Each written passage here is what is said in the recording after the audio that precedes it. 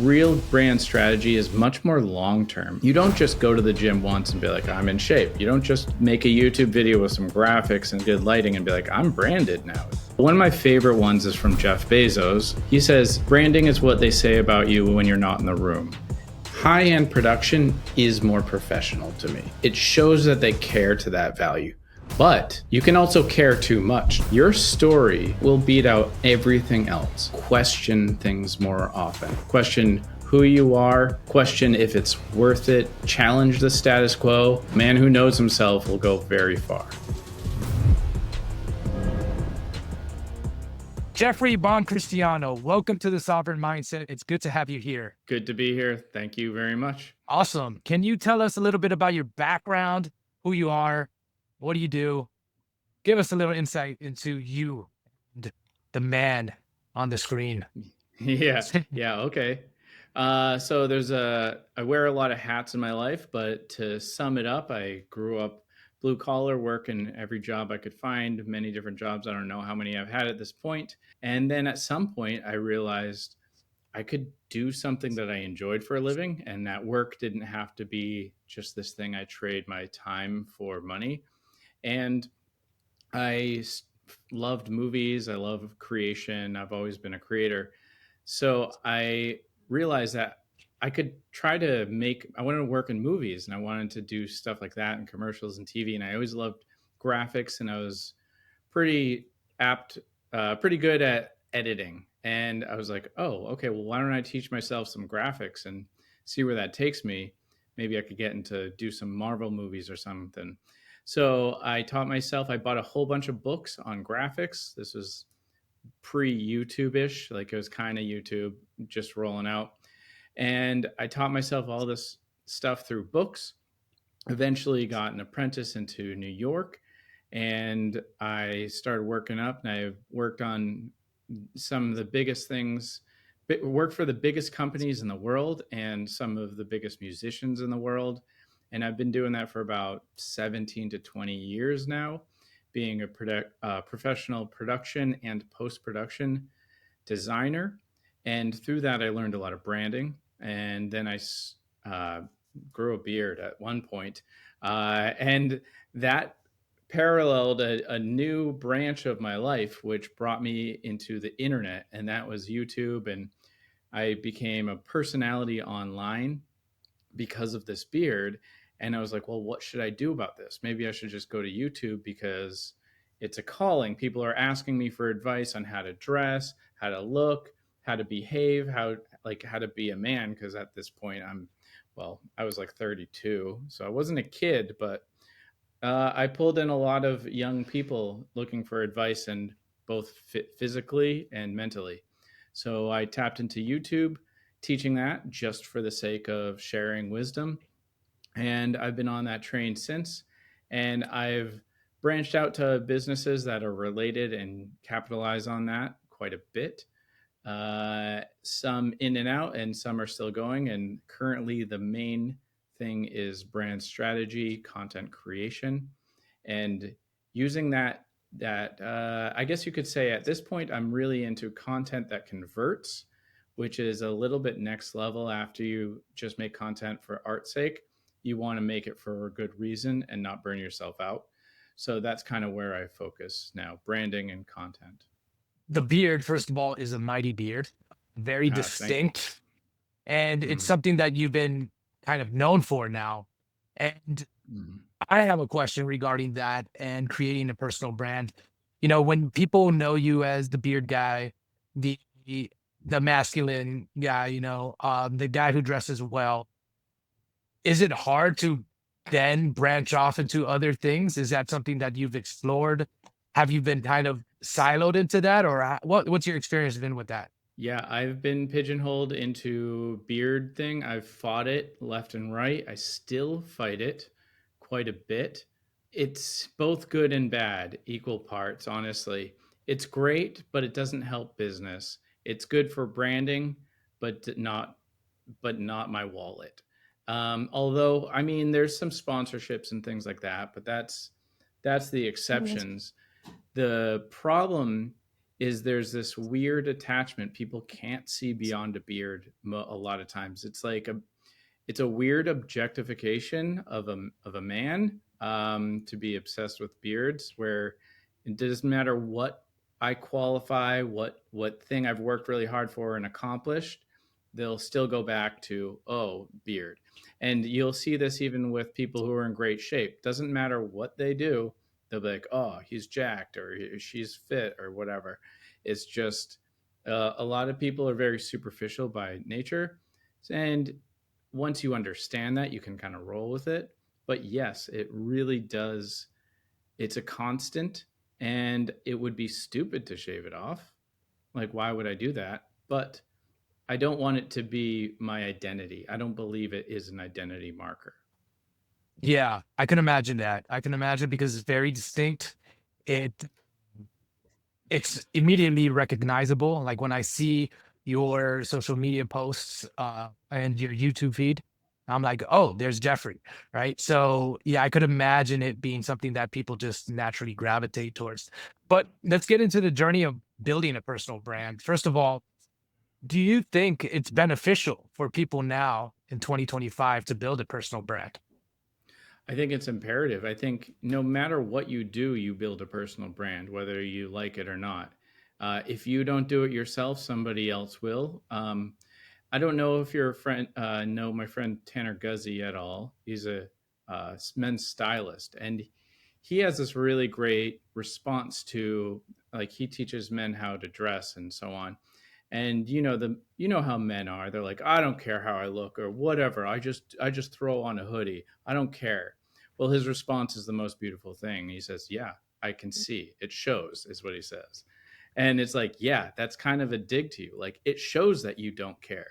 And that lack of building a personal brand will show in the same way as not caring how you look. The fact that you're like, I don't care what my brand is. Well, yeah, I know. There's a look to that. It's a realization that I've come to. I've Hmm. been pretty casual with my social media usage, never really had any intention behind it. And I realized that if you're online, if you have any presence on the internet, you're saying something about yourself. You're presenting yourself to the world.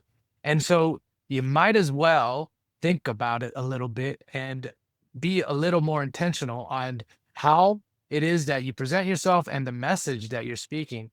And it's one of the realizations I come to this year. And it's why I'm really working hard on now establishing my personal brand because it is your digital reputation, what people will know you as. And if you establish a good reputation, first of all, it opens up so many doors, right? Because then you provide an avenue for people to always find you. And not only that, uh, besides the opportunities, it allows you to then establish like a business from that as well. And that has so many other benefits down the line. Any thoughts on that? Yeah, I mean, the idea, there's a lot to talk about there. The business side definitely opens up, but also your personal life as well.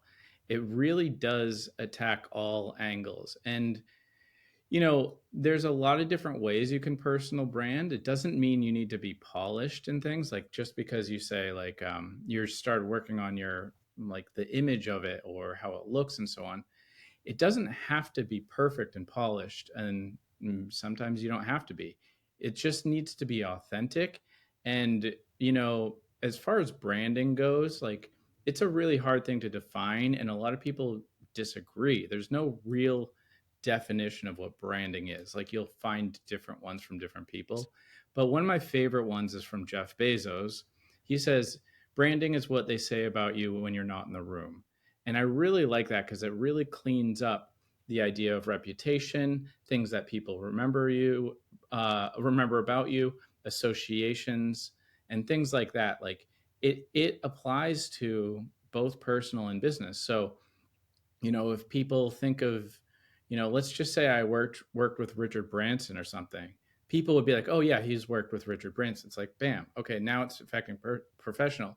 But that, if it was like a friend or it was like a gathering, Like, oh yeah, he's awesome. He works with George Branson. And even if they aren't in the same world of professional network and it's just friends, it's like, oh, that's cool. Like, what's he like or whatever, right? I'm not saying I have. That would be awesome. But an idea of something like that, it is you. So another way I can sum up, like it's your personality, really, if you were to really sum it up.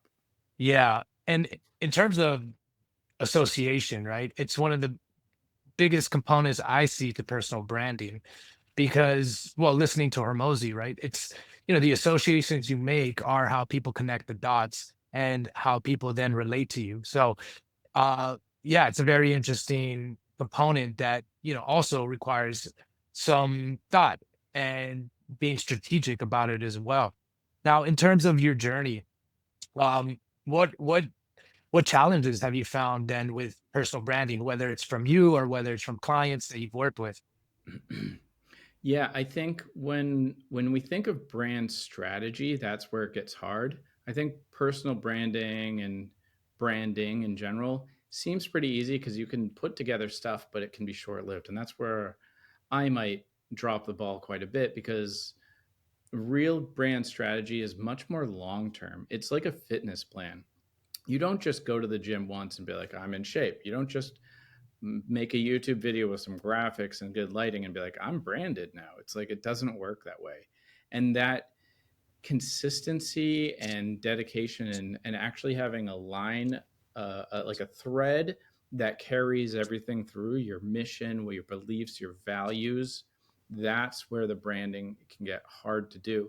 And if you're creative and you're working on your own brand, it's really hard to have that self perspective. Are you derailing off of your mission? Have you developed your values enough, or have you developed your goals enough?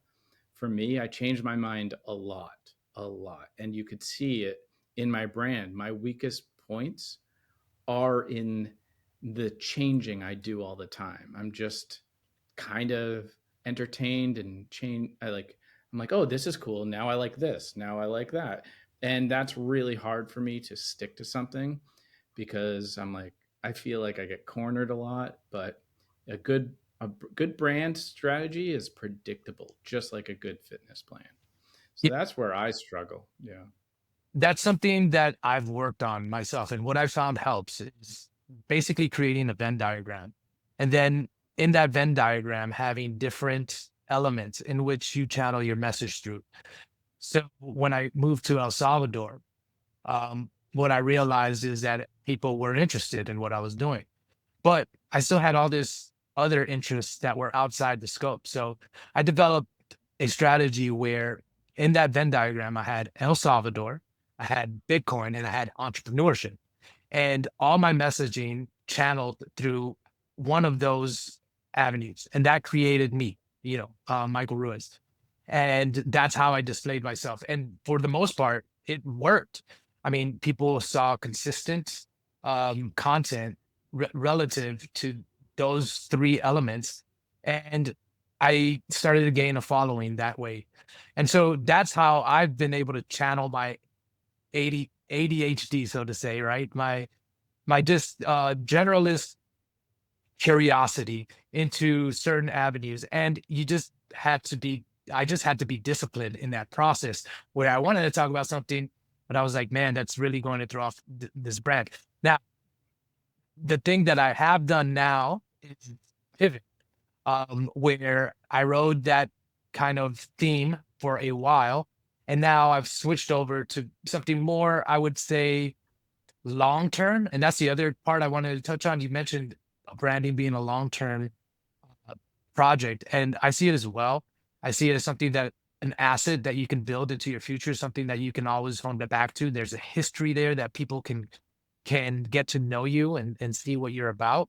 And so again, giving it a lot of thought is important, but it's also not so difficult to pivot.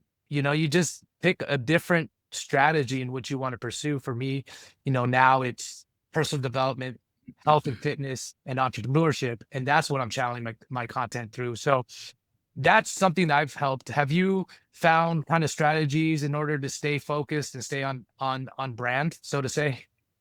Yeah, absolutely. So when this particular conversation, um, uh, it's a tricky one because what you're doing, what you're saying, is something that I've been doing for a long time, and most people do.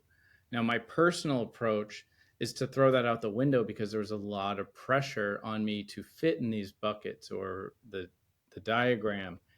So I was like, how do I fix this problem? And that's where I'm kind of building this new formula, and it's proving to be good. It's working so far. The numbers are showing it works. And what I'm basically doing is, instead of doing components of a brand, such as, for me, branding, content creation, and say masculinity or my lifestyle, right? I changed it into, there's personal branding and then there's branding, corporate branding, right? And every person should be doing a little bit of both, not all the time, but you take the personal branding, and that can be your lifestyle. Well, here, a good example, it would be like, I want to buy the New York Jets, and I go garage sailing, right? It's like Gary Vee. Like, he has all of these things he does that have nothing to do with VaynerMedia, right? It's his personal brand. Same with, Elon Musk, Tesla, and so that. There's all that brand, but then there's the personal brand, which is Elon Musk, and it's like, okay, he likes video games, he's smart, he's kind of autistic, like, has nothing to do with Tesla or SpaceX. But you kind of start to work them together, and if he posts on, X, it's one of those. It's either personal or branding. And if you say, okay, well, this one's for business and this one's me, then you can actually be very free to stick to the tracks with the corporate, the business, and be like, okay, here's my staples there. That's not going to change because those values are their values, their beliefs in the company. Like, we stand for, sustainability. That's not going to change. You're not going to throw out sustainability, but you might say, for me right now, I'm really into vlogging, but maybe in 6 months I'll be like, yeah, screw vlogs. I don't care anymore. I don't like them. And then all of a sudden I can change, and it doesn't affect my main mission with, say, sustainability or whatever it is the company is. So my diagram is actually just two things: personal and professional branding. And that way it gives you that freedom to be who you are. You don't have to talk about everything in your life. In fact, you probably shouldn't. Just talk about the thing that's interesting you. I mean, Hermosi used to talk about um, doing calf raises or something, right? He's since kind of very hyper focused on business only, but I mean, he did food things, he did calf raises or calf workouts, and I think that that is a much more comfortable and freeing perspective for me.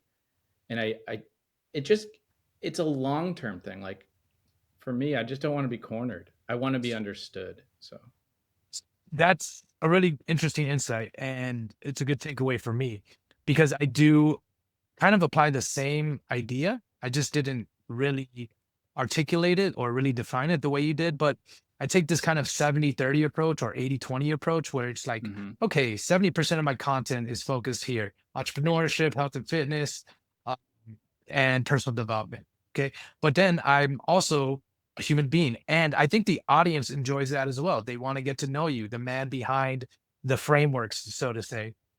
And this is where I share a little bit of my personal life. And I feel like then I have the creative outlet to pursue and talk about those interests that stimulate my curiosity.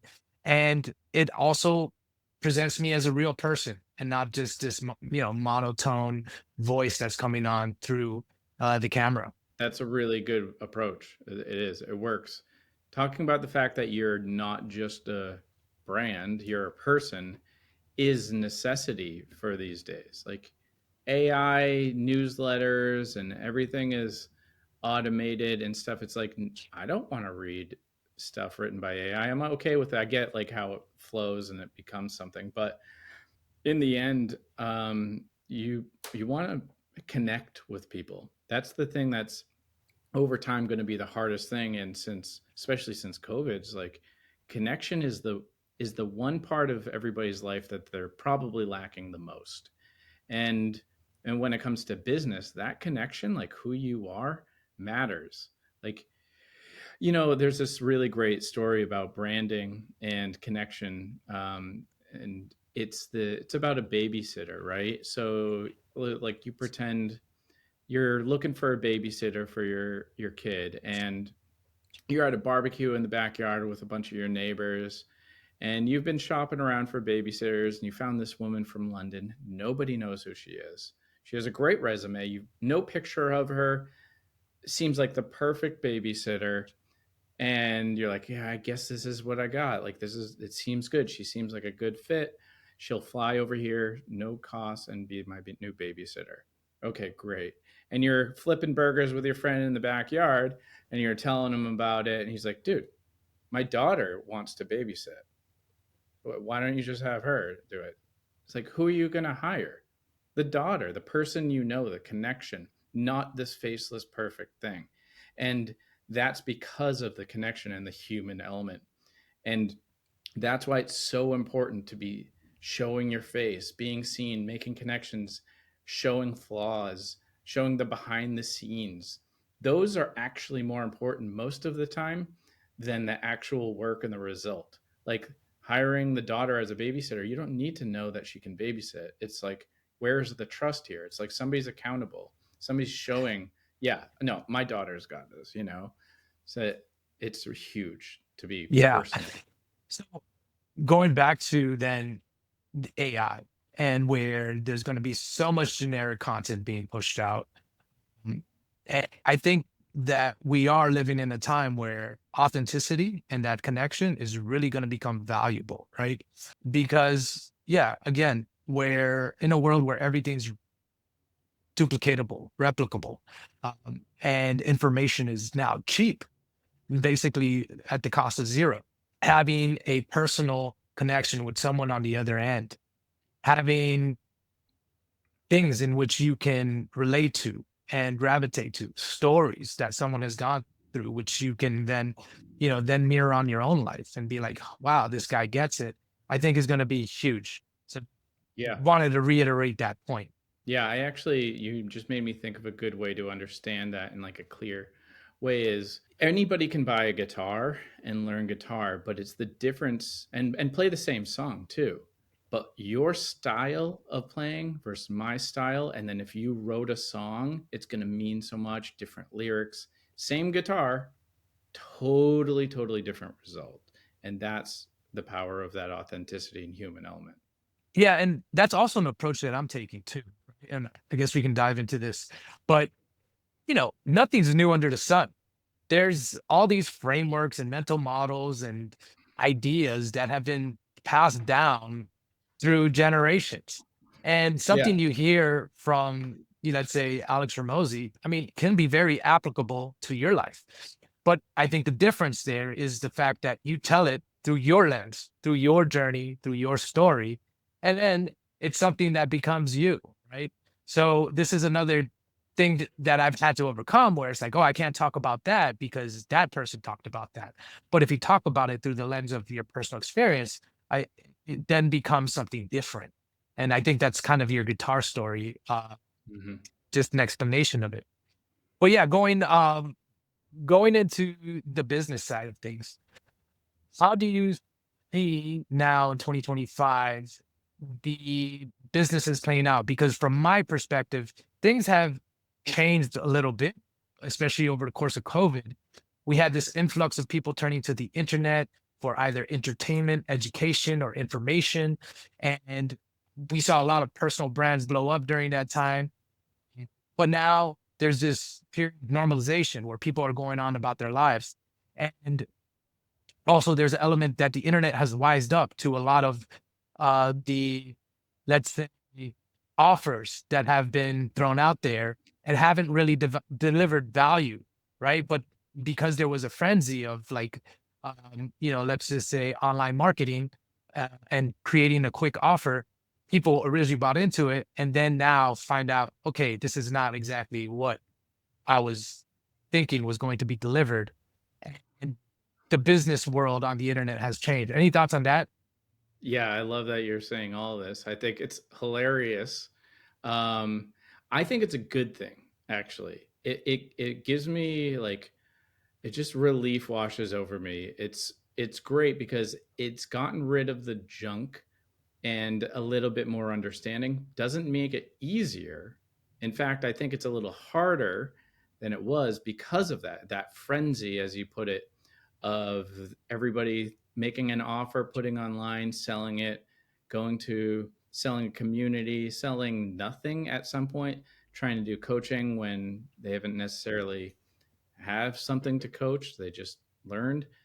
I think that is good to go away because I don't think that it was either like a flash in the pan value, like it was just not long term, or it just truly wasn't good enough. Um, Sorry, there's like a motorcycle behind me No flaring. I don't know worries. if that picked it up. Um, but the thing with the internet, like that whole crazy thing post COVID online, it's a dream that everybody wanted to try for. It's almost like everybody was trying to be internet famous maybe 8 years ago with Instagram when that first happened, right? And then eventually it just found it settled. It found its like natural absolute. It's like the truth of it came out, I guess.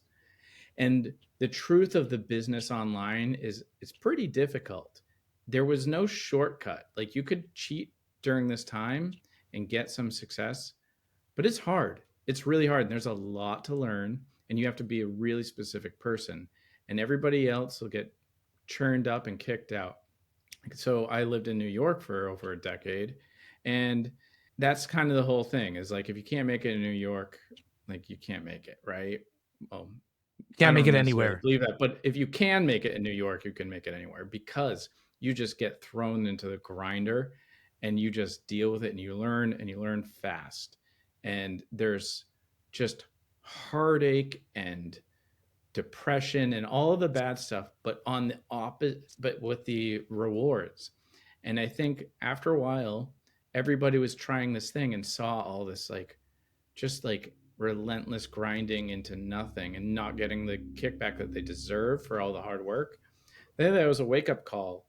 And then there were people that were successful and they were it almost seemed like they were lucky. And then there was the other people, the old school people, this is like Elliot Hulse or whoever, who, navigated it like a good sailor on rough seas. And that's the people who got out on through this. It's the people who are like ultimate confidence, like I'll be fine. Doesn't matter what you throw at me. I know my value. I know I can learn something new. I know I can pivot. I know I can make something new of myself. That kind of personality is the ones that are left. So now it's cleared out anybody else. So if you're looking for a coach now and somebody's still doing it, you know they're real deal, I believe, at this point. Because it's like, no, there's no way. They've been trying this for about 6 years now, easy. And they have been grinding and pushing, and they're good now.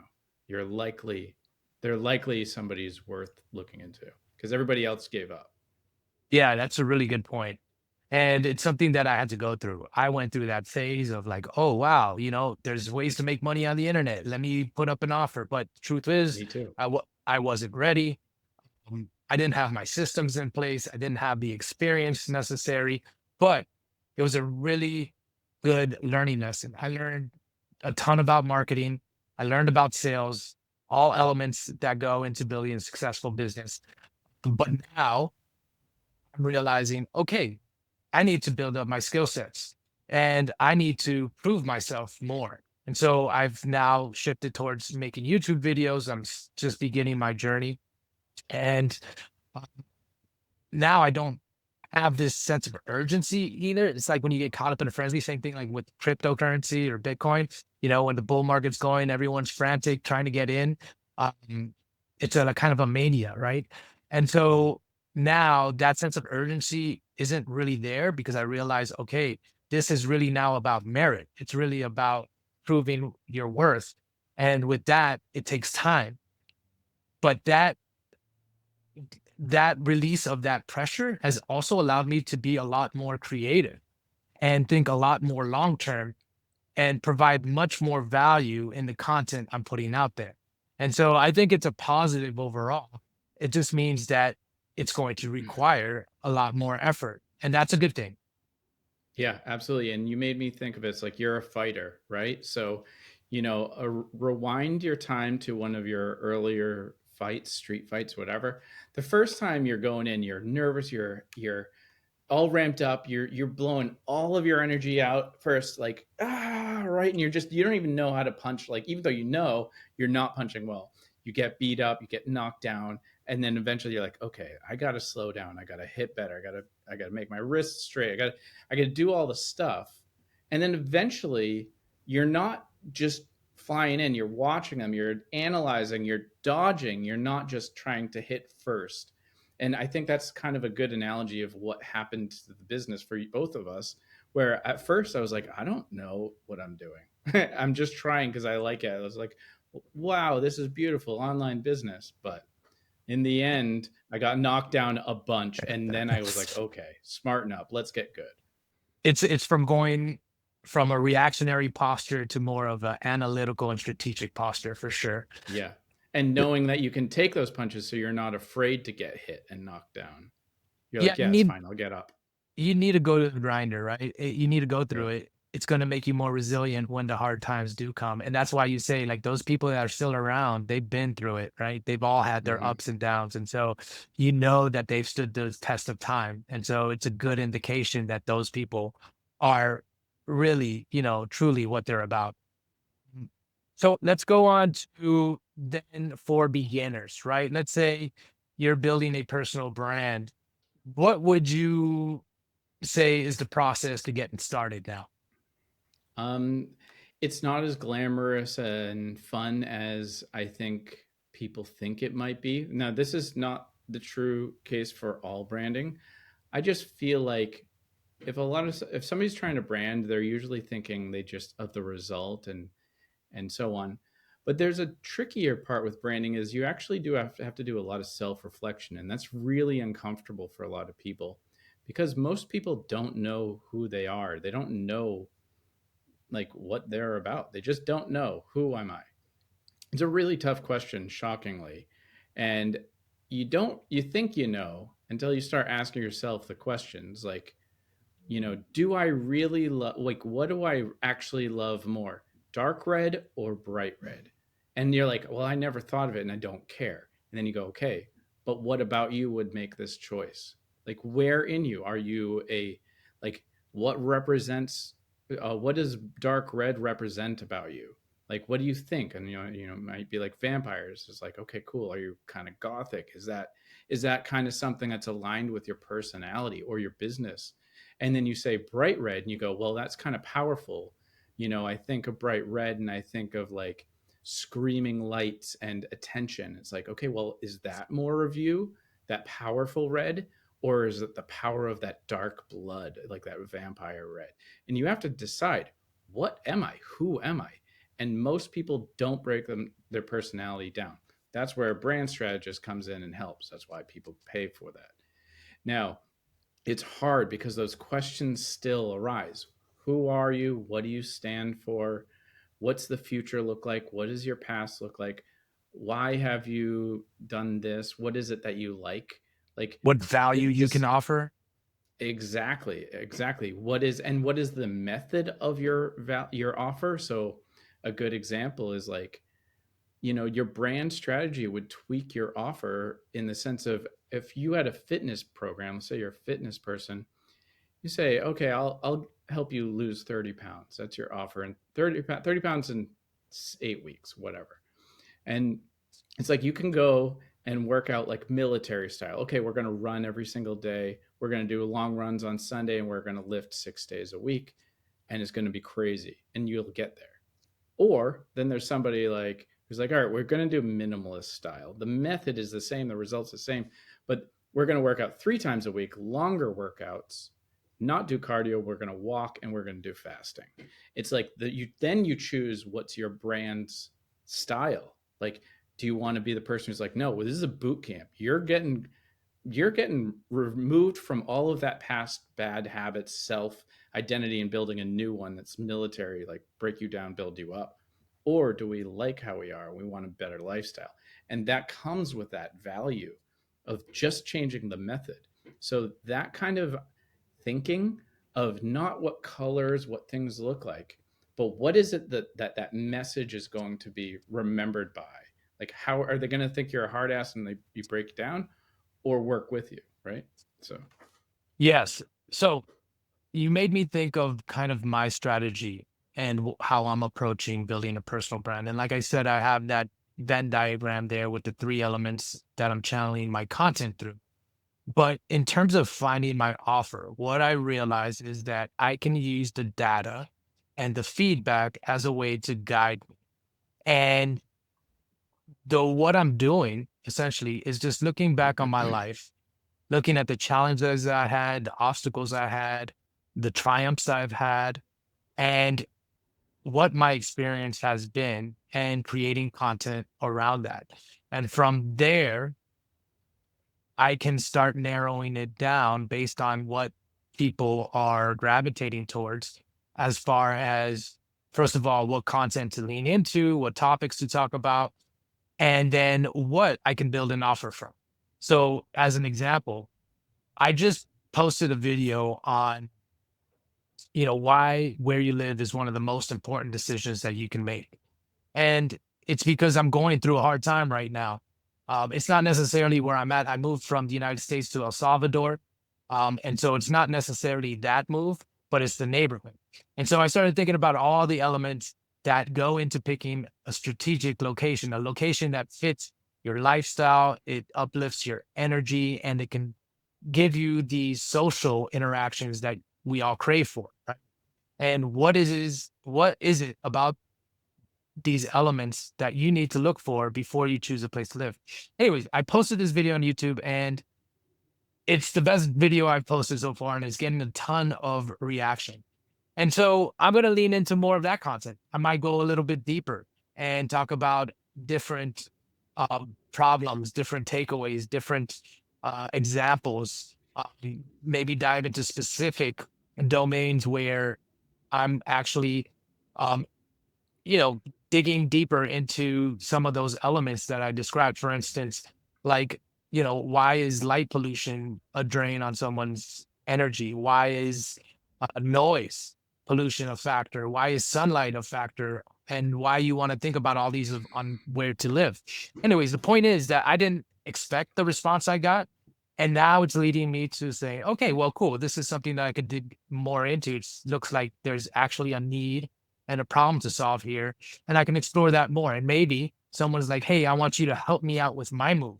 And maybe that's where it's like, "Okay, cool. Well, I'll just come up with a method that worked for me, and I'll work with you on it. We'll exchange value, and we'll go from there. And who knows if that's scalable? But it's kind of an exploration process that I'm kind of realizing in terms of finding where you can provide value, create an offer, and then build a business from. Is that yeah. So, something that yeah, I resonates with mean, you? oh, totally. I mean, I'm in the middle of the same kind of process thing I'm doing, but I want to ask you, why do you think that one did so well? Number one, I think that I was walking and talking through a town which had a lot of interesting elements in it. You had people playing the mariachis, you had the beach, you had the crowd. So the visual aspect was there.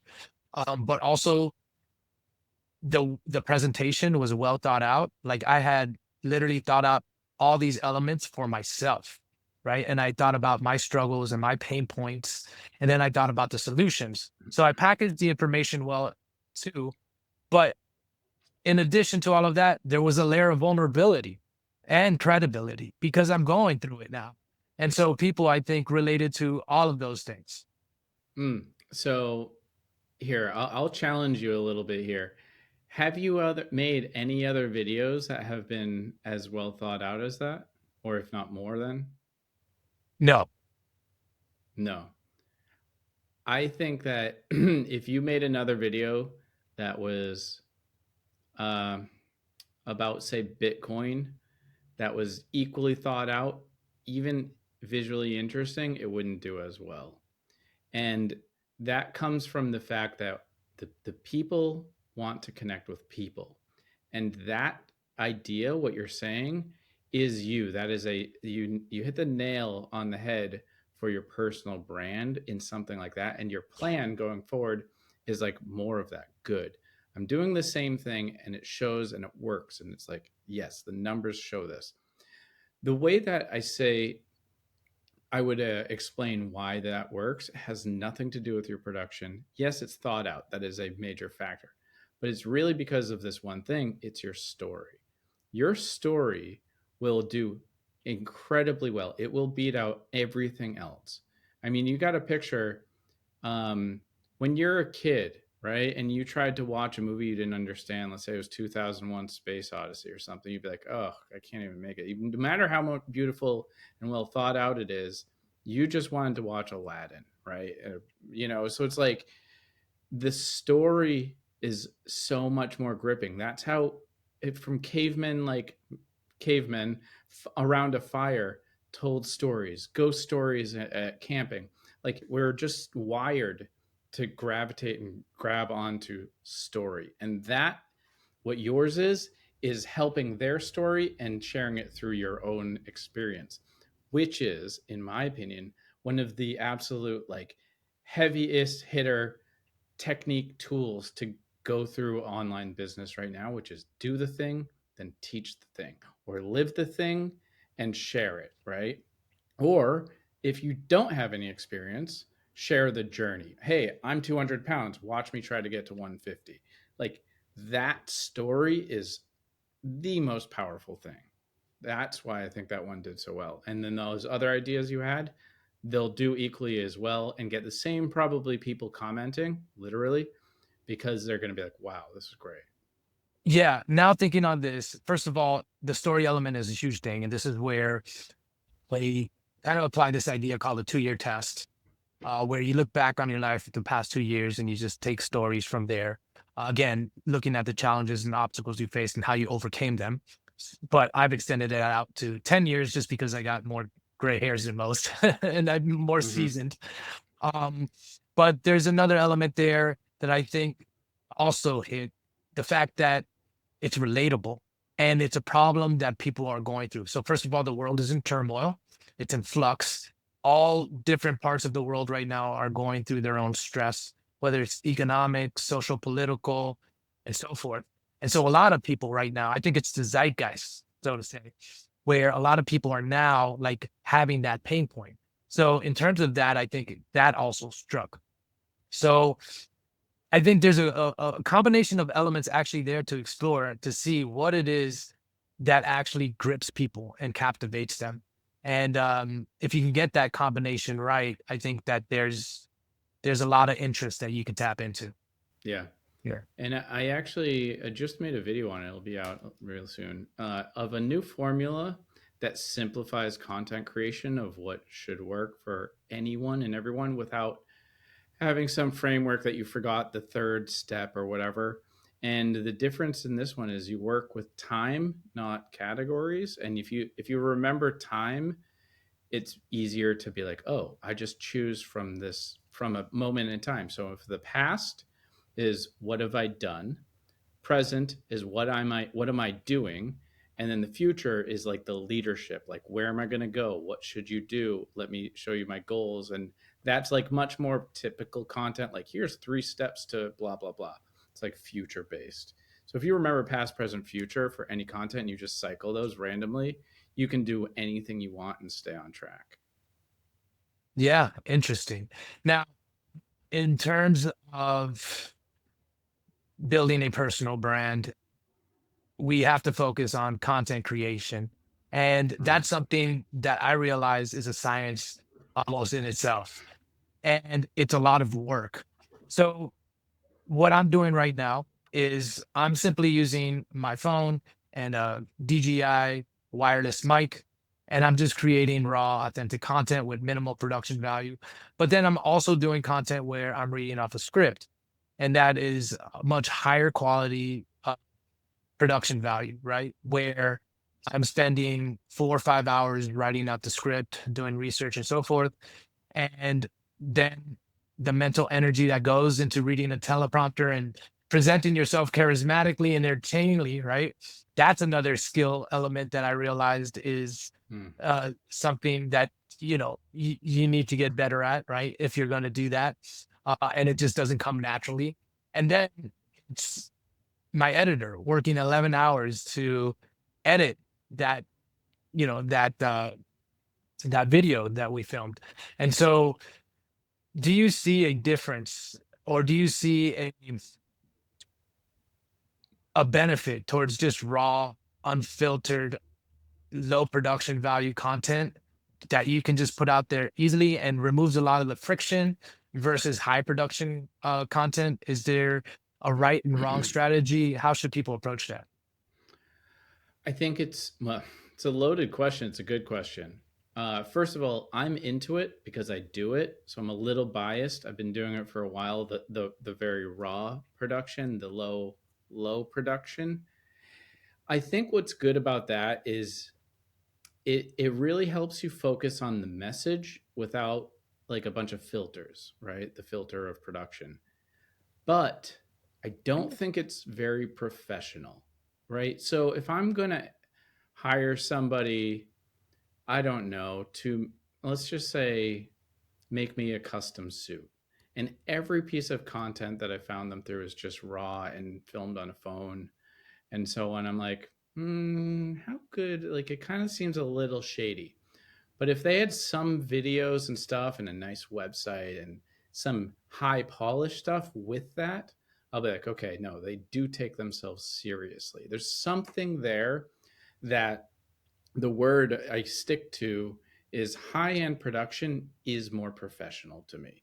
It shows that they care to that value. But you can also care too much. Just like somebody dressing up all the time, it's like, chill, dude. You can wear a t shirt, it's fine. But they're always buttoned up in a tie. Like, it's weird. So you have to find this balance. And I think it's really, really good to be free with that, like not having the production being the thing you're focusing on, or thinking that you need it. I just think that it goes back to music. It's like, what is your style? If you're doing bespoke suits, Mr. Porter is a great example of high end suit, high end men's fashion that's high polished. And it's like, you won't really see any garbage through Mr. Porter. And that's fine. And then you might find, I don't know, more playful, colorful suit company being very raw and organic and kind of like filmed like on their phone outside. So it really has to do with the personality before anything else, and then just not leaning into it too much or it gets weird.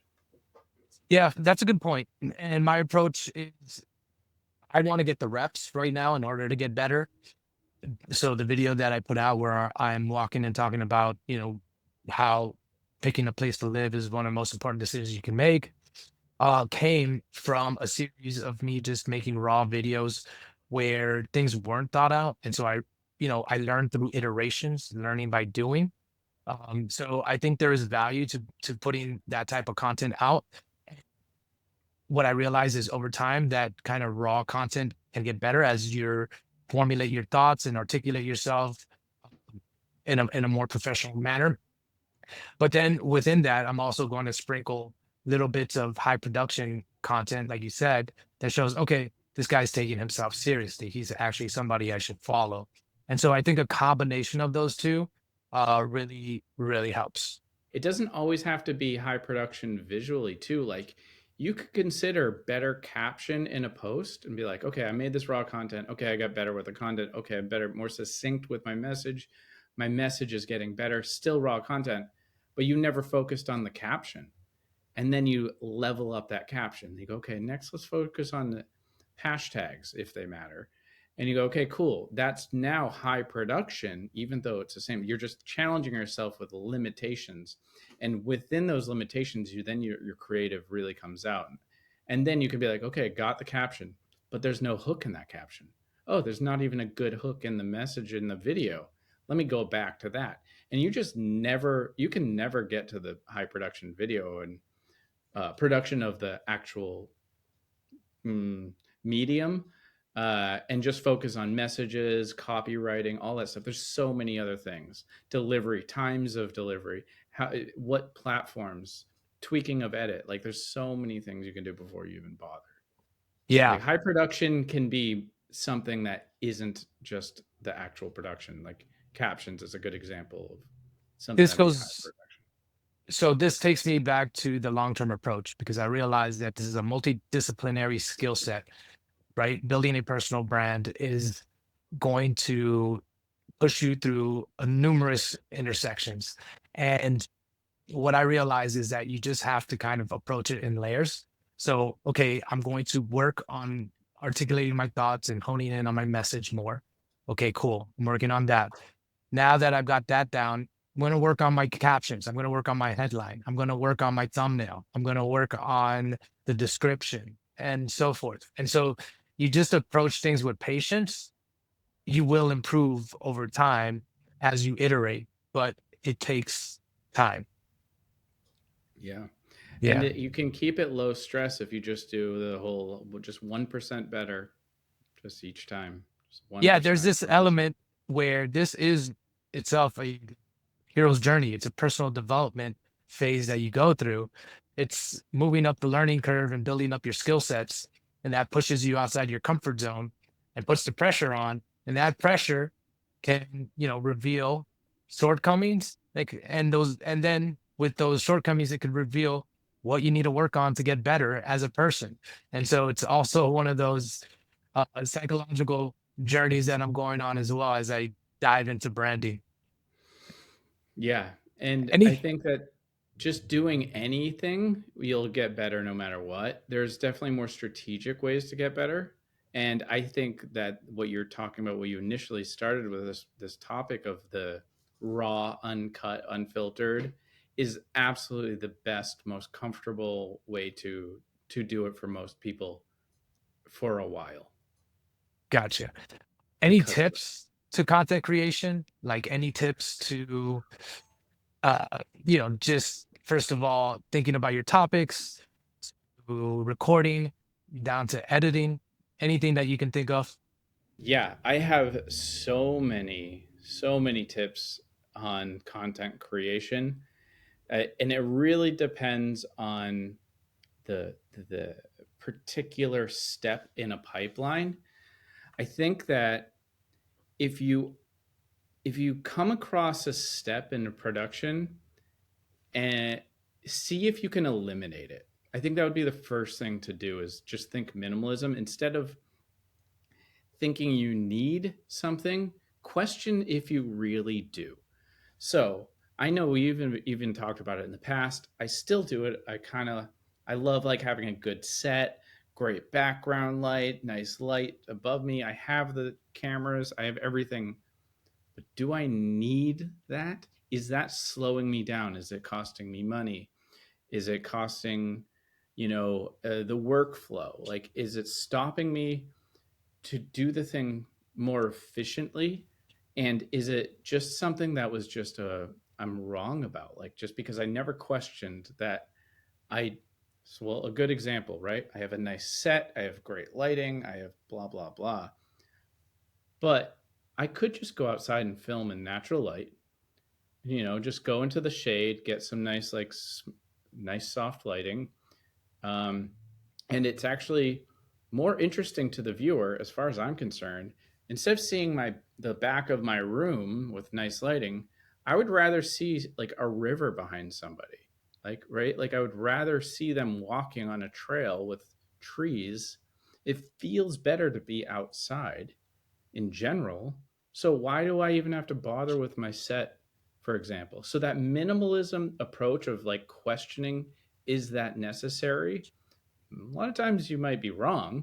Like, oh, do I even need a microphone? Actually, yeah, a microphone makes a big difference. Okay, that you can get one for $30.